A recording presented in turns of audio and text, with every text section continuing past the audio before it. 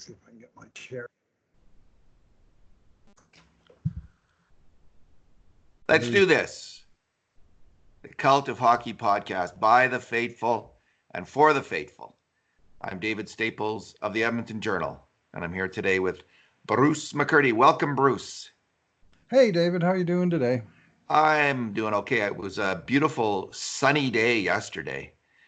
And as viewers of this podcast know and listeners, I've been fighting a cold since the last week of January, and I've had a bad cough, but it's finally going away.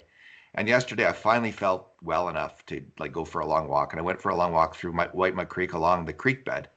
Beautiful day with my wife walking along. It was just fantastic to be outside. I really, really needed that and enjoyed that. You went for a walk too, you were saying? Yeah, I went way down the Sturgeon River out east of St. Albert here.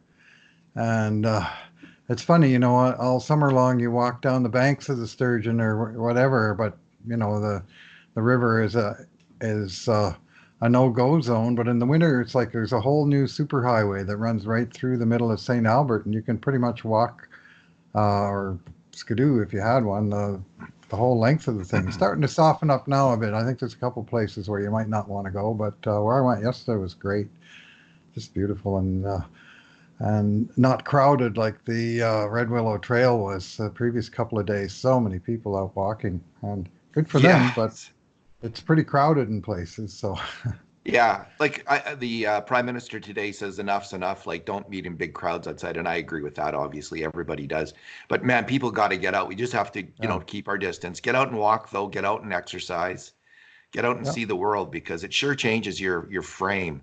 All of a sudden, it seems like the world is still the world, and this world that we're reading and putting inside our heads is. This virus is kicking our ass right now. Everywhere in the world, we're in retreat, almost everywhere. Singapore and Taiwan have had some good news and some really interesting things that they've done there throughout this whole thing. But it's kicking our butts and it's getting us down. So it's good to get outside. So Bruce, today good to get the fresh air in your lungs. And Saturday I saw a great horned owl. That's just a wonderful thing for one's spirits. And there, it is a beautiful world, even with the troubles. Yes. So we need a little bit of balance in our lives, and I'm trying to find some, and I encourage our viewers to do the same. Hear, hear. All right, today we're doing our Cult of Hockey podcast, which is, we're doing it because it's our job, partly because of that, but it also is picking up people's spirits. I've noticed from the comments on YouTube, and that's encouraging to us to keep going and doing this. Sometimes it's hard to get away from all that other bad news and focus on this, but we're still Oiler fans, and we're still thinking about the team now and then and writing our posts. So, Bruce, there's a little bit of good news, bad news on the signing fronts. The Oilers signed a young player, Raphael Lavoie, but Philip Berglund, a draft pick from 2015? 16. He's in the 2016. Okay, that draft, the Puljujärvi draft. Yes.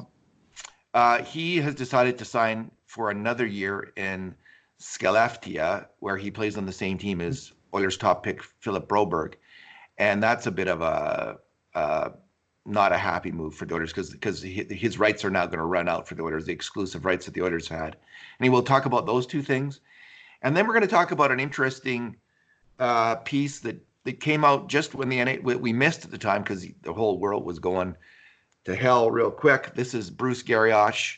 His interview with Peter Chiarelli, the first interview that former NHL GM Peter Chiarelli has given about his time in Edmonton since he was fired here.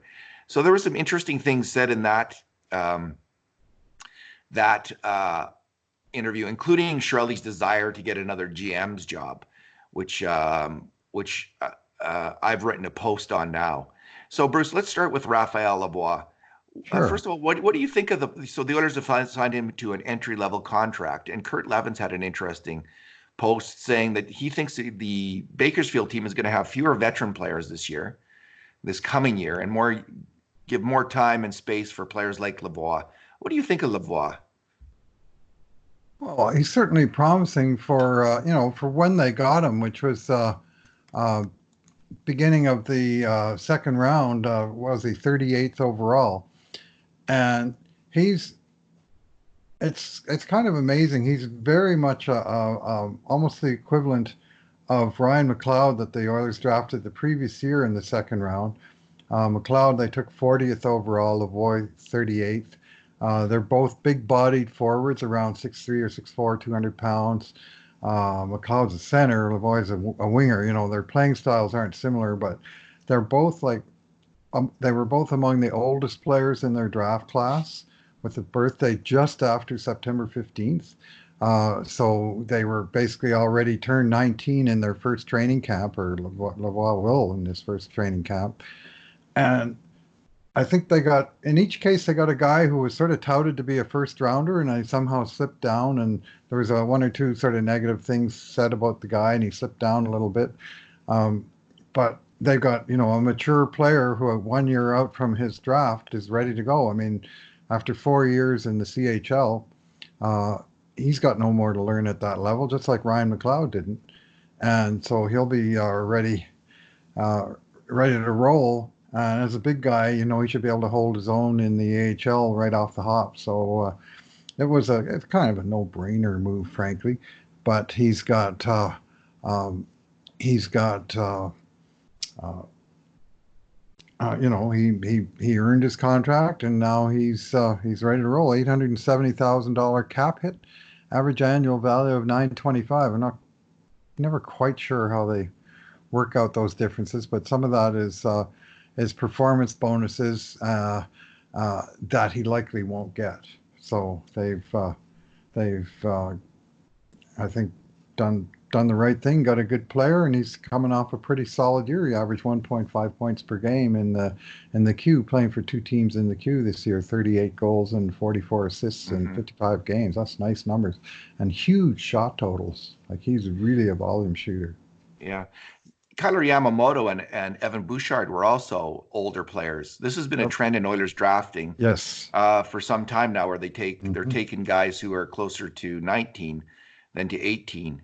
Is that 17 to 18? When they draft them, they're closer to 18. They're already 18, and they're soon to turn 19. Yeah. So they've been doing this for some time, and this is part of this trend. Although with Philip Broberg, they went in the opposite direction because he was a very young player, one of the youngest players taken that year in the draft. So what Kurt was saying was he expected that the Oilers would be going with, as I read it, fewer veteran players at the AHL level. And when I look at their team this year, Bruce, I think, like honestly, I just think they chose some of the wrong veteran players. They had Ryan Stanton on their team last year. Ryan Stanton was probably, like, for the AHL, he was their best defenseman last year. And they lost him to another team in California because they had Keegan Lowe signed to a 2-year deal. And all due respect to Keegan Lowe, he's a mediocre player even at the AHL level, like, honestly. I know that they talk him up and he's a good leader, but they made the wrong choice there. And I think that was a really important, bad decision by the team. This year they were also hurt because Shane Starrett was hurt most of the year. Let me just have a look here. Shane Starrett played in 14 games, and he had an .874 save percentage. He had been like one of the AHL's best goalies the year before. So, I think you're allowed to have 5 older players in the AHL. I don't know. Maybe they're going to go for focus on younger players. I don't think that Kirill Maximov, for instance, got enough playing time this year, although he did by the end of the year, he was getting more playing time. The veteran players they did have, Brad Malone was okay this year. Again, Keegan Lowe, I didn't think was strong this year. Joe Gambardella kind of took a step back, I think, a little bit. He was injured as well. Let me just see here. Josh Curry was okay. He was a good player. He's a good little player at the AHL level. But they had Colby Cave for much of the year. He was okay, but not great. Cooper Marody, he's a younger player. Anyway, he was hurt all year. Cooper Marody. That was a big blow to that team. He was a star player for them in 2018-19. Totally. And then this year, I mean, he got injured by that goofball Cale Kessie in the playoffs, who was brought in for one game, seemingly to go out and cause grief and destruction, which he did. and that kind of set Marody off the rails in the summertime. And then I understand he got a concussion this year, whether it's related or a new concussion, who knows? But he just was not a force. And even when he played, like Shane Starrett, he played some games, but even when he was in there, he wasn't really there. Not the player that they'd come to rely on in the previous year. And we're talking about guys that were. In the case of Starrett, he was on the AHL second team All Star. He was all rookie goalie, and he was a massive player in that huge 17 game winning streak that they had year before last. I think he won 14 of those games, and and they're tight. And so they lost both young players like Marody, but more specifically older guys. And as you say, I mean, just at a fundamental level, they signed Keegan Lowe to a 2 year contract and Ryan Stanton to a 1 year contract. Well, in retrospect, you kind of wish they'd done that the other way around. But Stanton played, his contract expired, and he moved on. And sometimes that's the cost of doing business. And Brandon Manning played 21 games for the team, minus 14, Bruce. Brandon, and then there was, of course, the racial incident that was really bad. So, and I think might be a sense in the organization, like players like Samorukov and Maximov, maybe McLeod even didn't quite get enough ice time down there. I'm not sure, but certainly when Lavoie joins the team, and with Maximov, Samorukov, McLeod in their second year down there, which they're all going to be down there. They need to play a lot. They definitely, and they need to be surrounded by good vets. So part of the problem this year was the vets they had weren't good enough, and they were injured. So maybe it's just, I think what we're hearing maybe is just a dissatisfaction with the veterans that they had down there this particular year. And although some of them played well, a lot of them didn't. Yeah, one comment on Ryan McLeod. Low Tide had a really interesting item on him in his blog yesterday, I think it was. And our old friend Eric Rogers from Oklahoma City days. Eric has done for years, even after the team left Oklahoma City, he's done a form of analysis that tries to estimate ice time for players based on how many events they were on the ice for, plus minus goals, and as a proxy for how much ice time they had. And Ryan McLeod, by that measure, had the most points per 60 of any Bakersfield player at even strength, Ryan McLeod. And he didn't play on the power play, so his overall points totals are not particularly good. But at even strength, now and then, scored, didn't he? And he killed penalties pretty well from what I saw and from what I heard. He was pretty good on the PK. So lots of promise there, kind of under the radar, because if you look at his numbers, you'll say, he didn't do a whole lot, but he did a fair bit with the time that he had. And of course, he started the year as a, just barely turned 20-year-old raw rookie. Like he would have been among the very youngest players in the league. That is the advantage, eh? Like you take the player when he's older in the draft, but it means he can get to the AHL earlier. Is that not true? That is true, isn't it? Yes. And okay, so McLeod got 23 points in 56 games, I think. Yeah, 23 points. He did play a little bit on the power play, Bruce. I remember watching games where he would be the net front guy on the power play. Okay. So he did get some ice time there. Anyway, we'll see how things develop in Bakersfield. They got no major issue at all with, obviously, the Oilers just kept getting good player after good player from Bakersfield all year long. Caleb Jones, Ethan Bear, Yamamoto. So Jay Woodcroft and Dave Manson. They're the two coaches that I know their names down there. They're obviously doing some really good work down there. And I don't have any real quibble. Every team's going to have a few contracts that maybe didn't work out. That's just the nature of hockey. Bruce, let's talk about Philip Berglund now. Sure. He was a draft pick. Was he fourth round? Third round. Third round. End of the third round of 2016.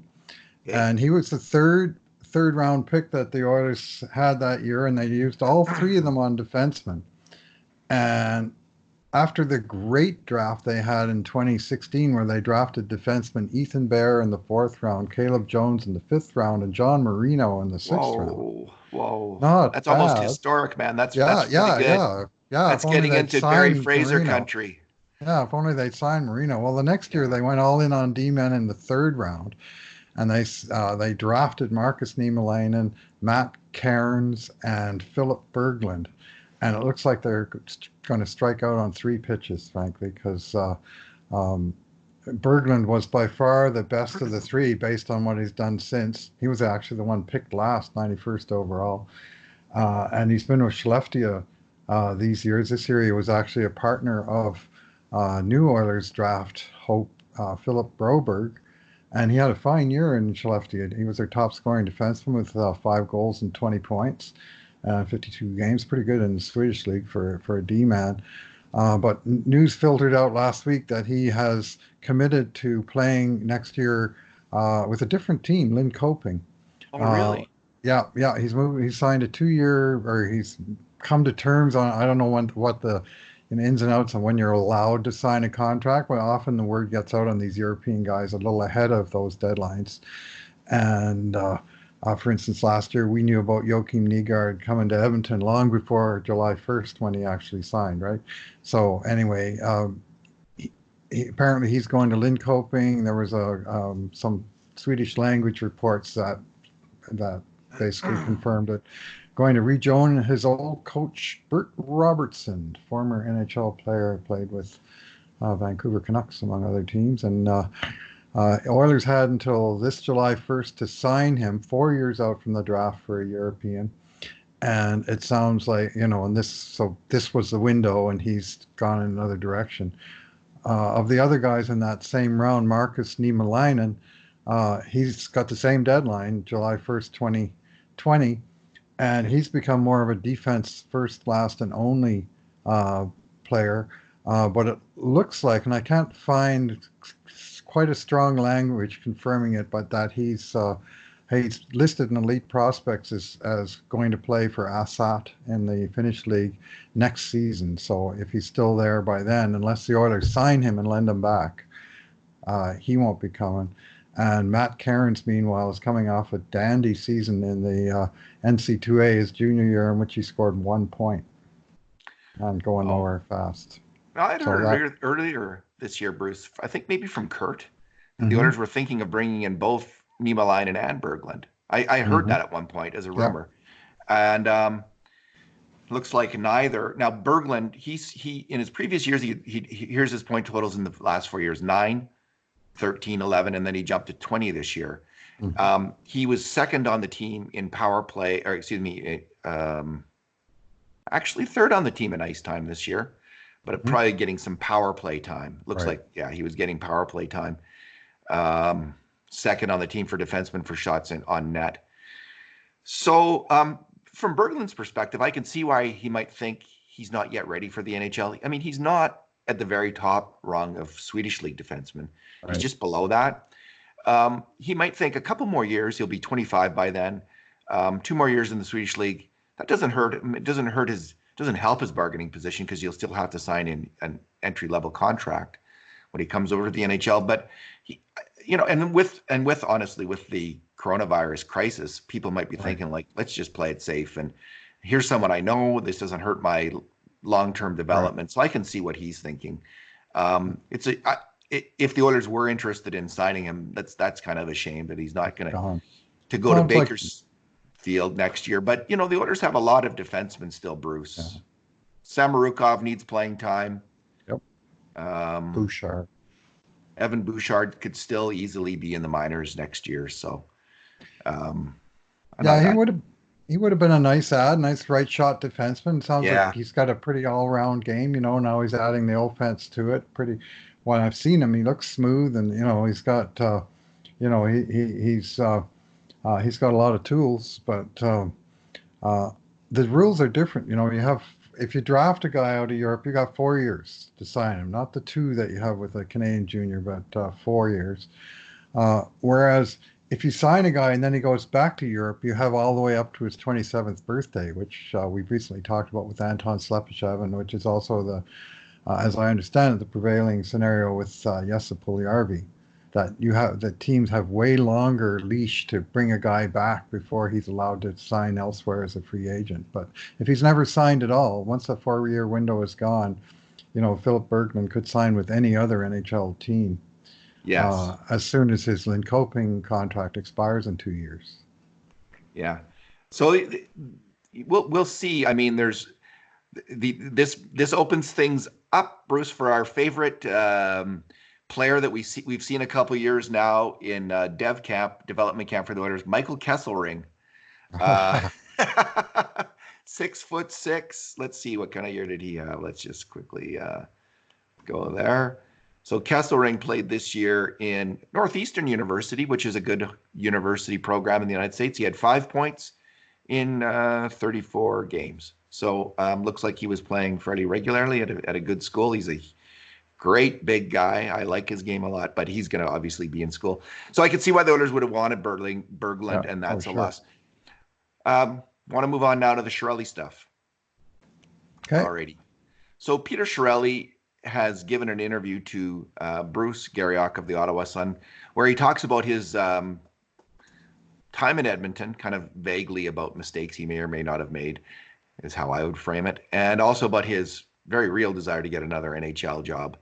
And Bruce, one of the things he talks about in terms of a problem for getting an NHL job, and we'll start here with this, is kind of his reputation was blemished in Edmonton, and it's hard to shake. And his quote is from Chiarelli is, "When you come out of the job and you're fired, especially in a Canadian market, it's a difficult exercise, as I found out. I really wasn't exposed to that in Boston. There's a negative narrative out there, and you can't really rebut on why you did things."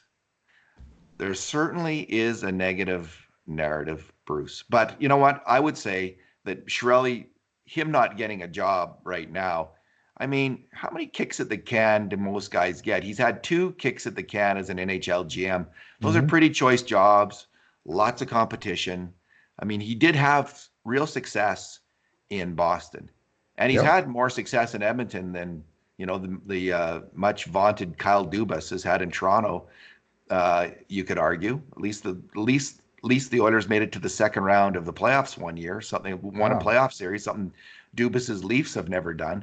So, but there really is a negative narrative. But I would say to Chiarelli, like, honestly, Pete, like, you've had 2 kicks at it. It really didn't work out that well at the end in Boston where you got fired, or in Edmonton where you got fired. Now you could argue that he kind of left both teams in pretty good place for a pretty good place, Boston and Edmonton. But how many NHL jobs do guys get as a GM, Bruce? I know as a coach it's not uncommon for 3-4 times, but as a GM, 3 kicks at the cat as a GM, I don't know. I'd have to look at that. Not that common, I don't think. Like Brian Burke. Berkey? Just one guy that we were talking about Yeah. recently, where I looked at his overall record. There's been a couple of guys, but yeah, GM tenures tend to be longer. Yes.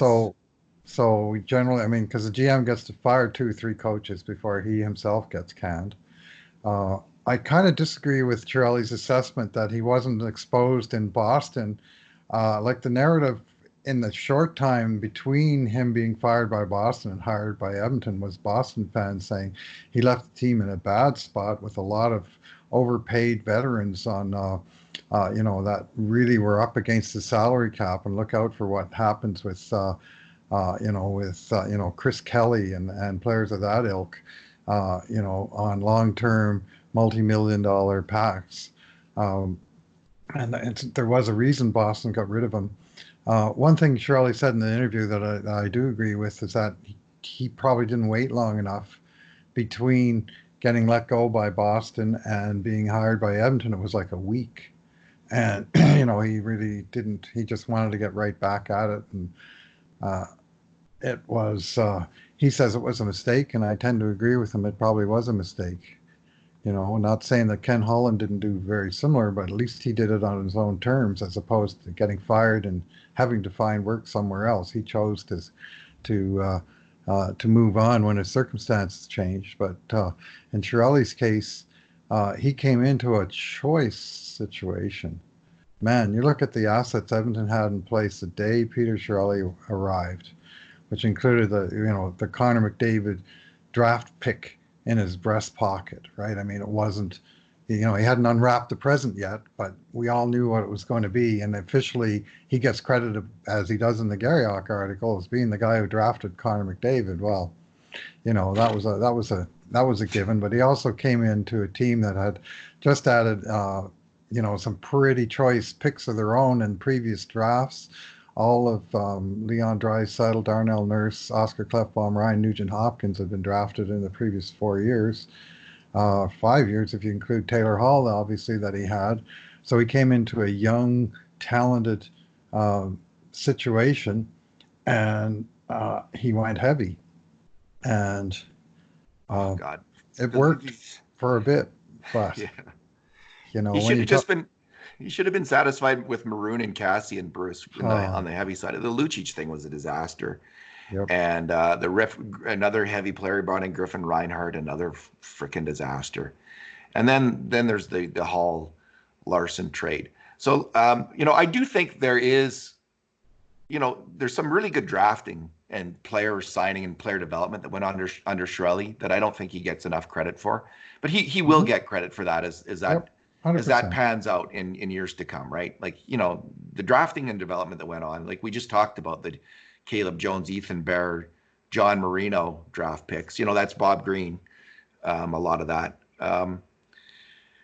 So Yeah, anyway, but I do think there is there's a group of people who don't give him, like, they will give him yeah, yeah. zero slack, and just focus on the Hall Larson, Hall Larson, Hall Larson, and then Griffin Reinhardt, which is more of an issue in Edmonton. But there's a big narrative out there that he was a total screw up, when really he just screwed up some things and got a few other things right. But overall, like, he certainly deserved to be fired at the time. There's no denying that.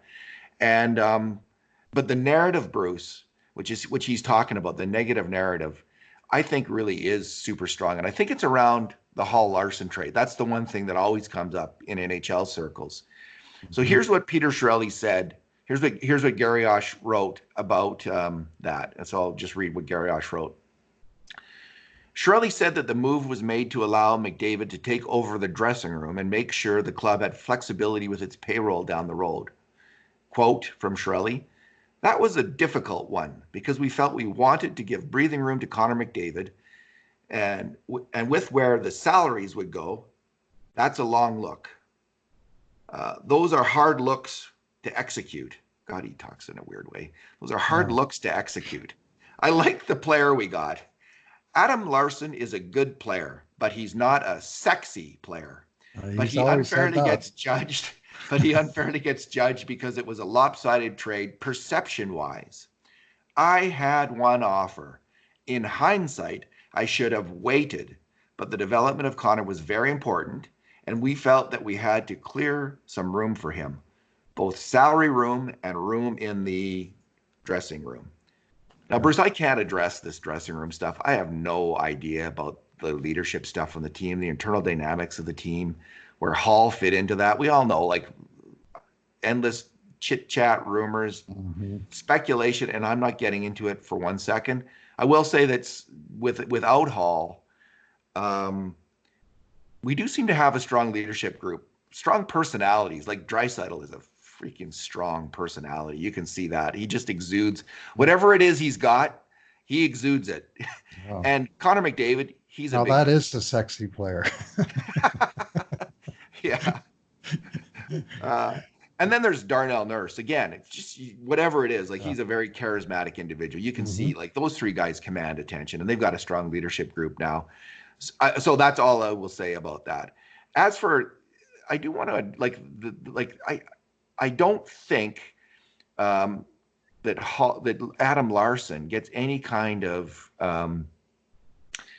I don't agree that he gets unfairly judged in Edmonton.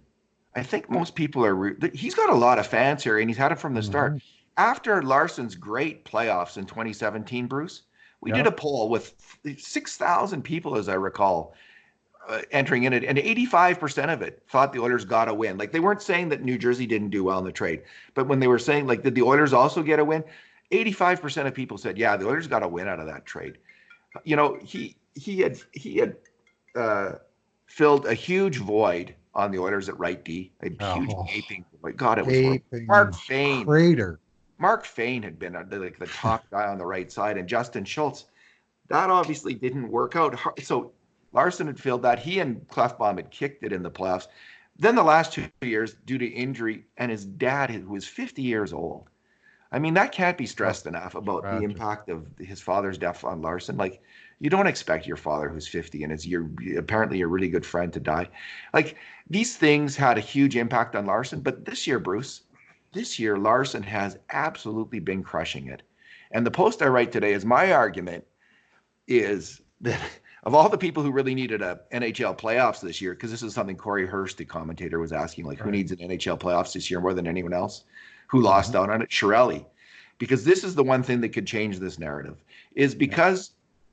because Adam Larson was playing his best hockey, and Taylor Hall, frankly, um, you know, Arizona was a better team without him, and New Jersey was a better team without him this year. It's kind of unfair in some ways to rate a player, but I'll tell you what, both teams were expecting Taylor Hall to lead them into the playoffs, and both teams are pretty disappointed right now. So you can say what you want about the impact of one player on a team, but in terms of expectations for a superstar like Taylor Hall to lead a team into the playoffs, there's two pretty Yeah. disappointed franchises this year with Taylor Hall. So in terms of narrative, the Right. narrative could have changed this year because Adam Larson was kicking it for the Oilers by the end. He was their shutdown D man that we had hoped he'd always be. If he did that in the playoffs this year, if he does that in the playoffs, fingers crossed this year for the Edmonton Oilers, the trade starts to look a little bit different again. It changes that narrative. So Yeah. Well, one of the things Chiarelli said, and an absolute gaping another crater in the Garriock article. I don't think I see the name Lucic in here anywhere. He talked about maybe he should have waited longer for the best offer. Well, the cold hard facts of the matter are Taylor Hall got traded to New Jersey for left first line left wing. Taylor Hall got traded to New Jersey on June 29th of 2016, and on July 1st of 2016, 2 days later, the Oilers signed left wing, first line left wing Milan Lucic to a 7 year contract at the exact same $6 million that Chiarelli was worried about the contract structure going forward. Well, Hall was a bargain at $6 million. He had 4 years to run. Well, Lucic uh, had 7 years to run. He was already a significantly older player than Hall. And I guess Trelly had an idea of the if he was talking about making room in the dressing room for Connor by going out and bringing in another, veteran leader type player. I'm just I don't think the narrative holds together very well. you know And how bad that you have to, Lucic yeah, yes, I how do bad the Lucic actually. signing was, Bruce. I feel like doing a face palm in the coronavirus era. That's how bad the Lucic signing Yeah, yeah, it was a double face palm for Oh God, he did make some. Then the Reinhardt trade. uh, Come on, and man. I Like mean, he hadn't we even had watched him in the AHL that year. That was a terrible trade. Oh God. Anyway, that name also doesn't come up in this article. no, I felt he kind of by saying he should have waited for a better trade for McDavid. I thought like as an Oilers fan, I felt like you're kind of throwing Larson under the bus a little bit there. Like nothing wrong with Adam Larson on a certain level. Like he is a good hockey player, and Taylor Hall. Let's look at his 4 years in New Jersey, Bruce. They didn't. Hmm. They squeaked into the playoffs once. Quickly got eliminated. He got banged up a lot, which was always my concern with Well, Taylor it's Hall. always I a loved him concern. as a player, but man, Hmm. he always was getting banged up, and the team never they got a decent enough return for him in a trade, but it didn't. It's not like Taylor Hall turned that New Jersey franchise into anything. Nothing changed there.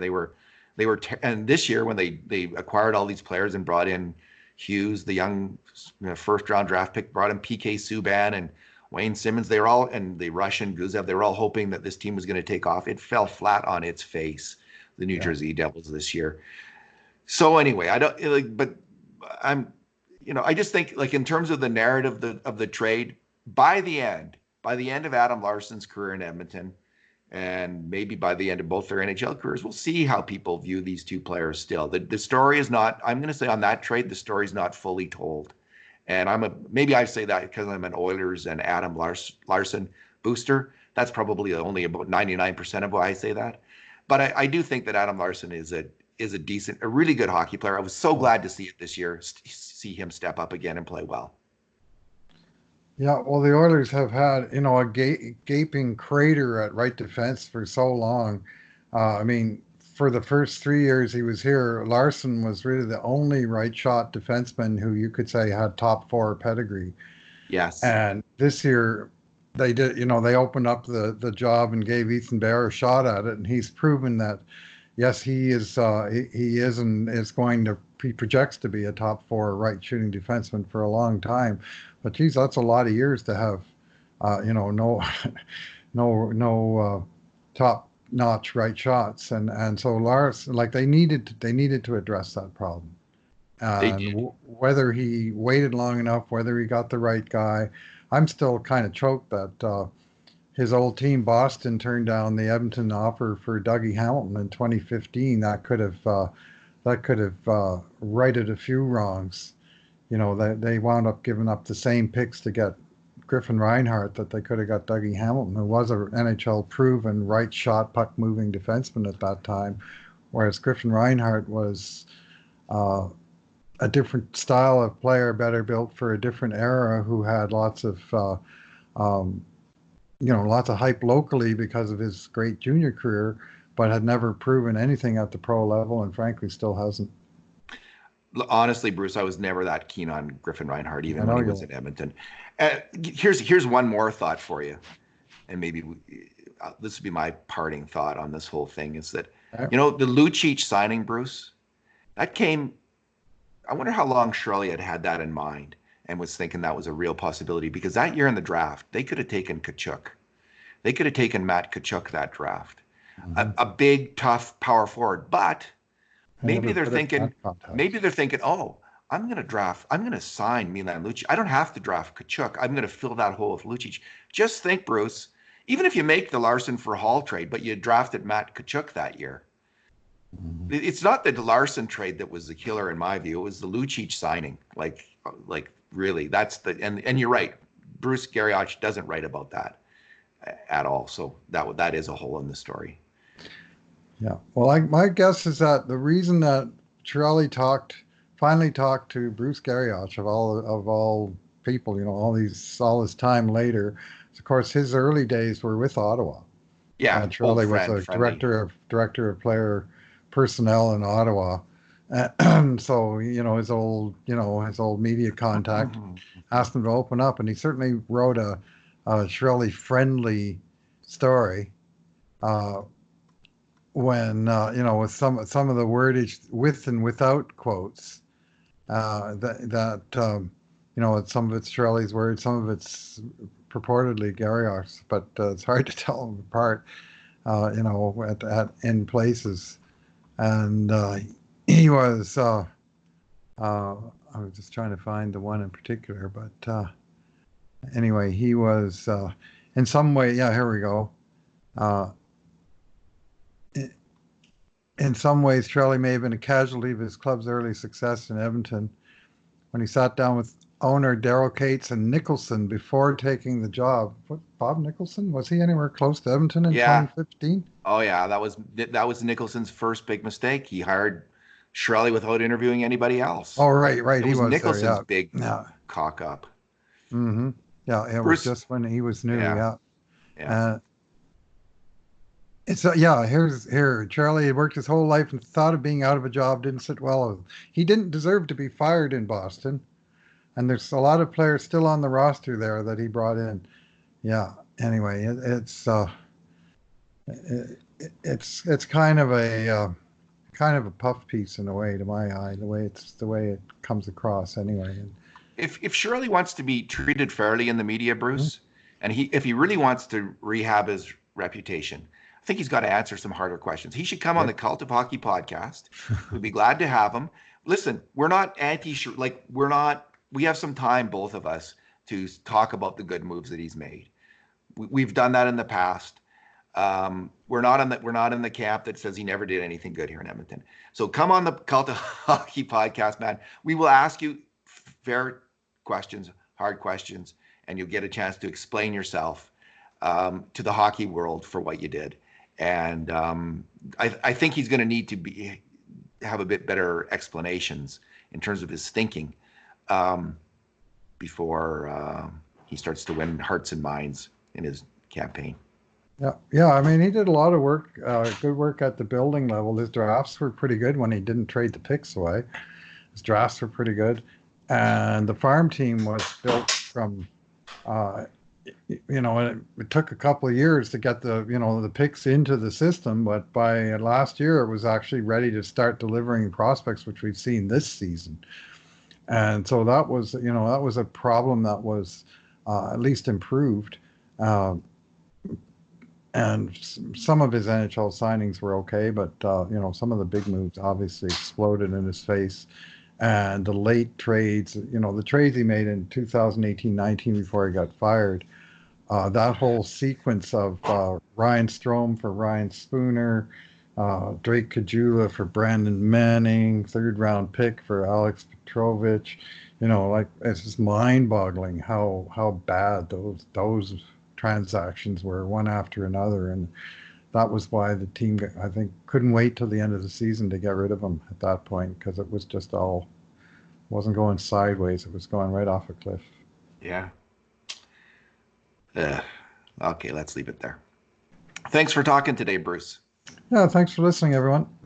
And in the meantime, and in between times, this has been another edition of the Cult of Hockey podcast. Good ahead, good chuck.